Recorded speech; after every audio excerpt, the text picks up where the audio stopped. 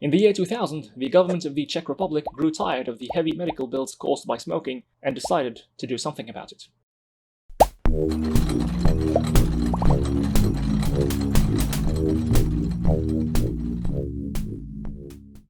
In a bid to discourage smoking in a country in which close to a third of the adult population smoked, the Health Ministry proposed a legislative piece that, if approved, would officially ban the sale of tobacco in bus stops, tram stations, post offices, banks, gas stations, restaurants, hotels and courtrooms, among others, as well as the prohibition of smoking in public places and selling of tobacco to teenagers.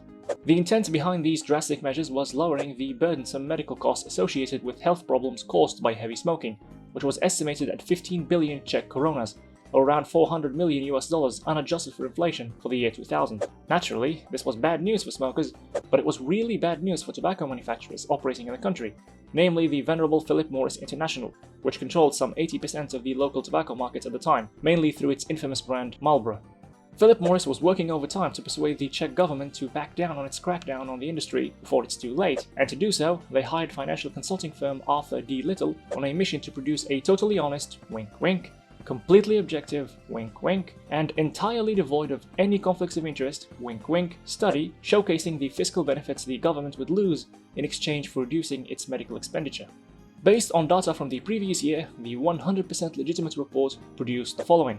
Against the 15 billion coronas or $400 million in medical bills spent on smoking-related illnesses, the Czech government received 20 billion coronas in taxes from tobacco vendors, or about $520 million, and argued that this was plenty to tend to the sick and bury the dead with cash to spare, and as such, any radical restrictions on tobacco consumption would bring more harm than good to the government's finances. Furthermore, the accurate and unbiased report also revealed another happy accident.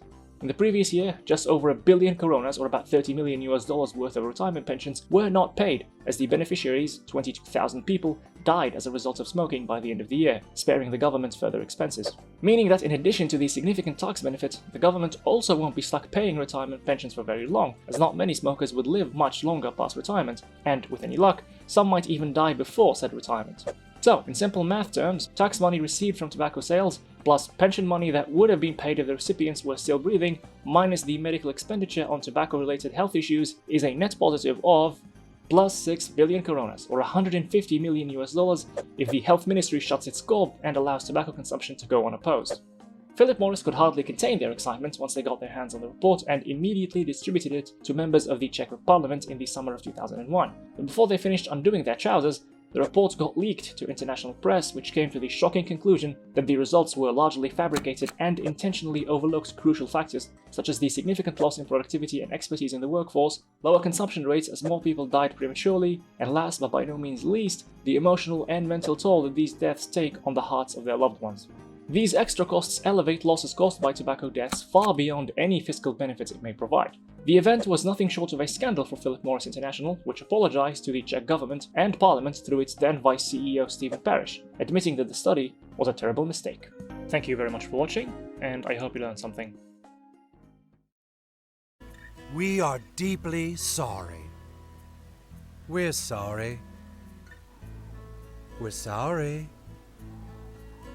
We're sorry. Sorry.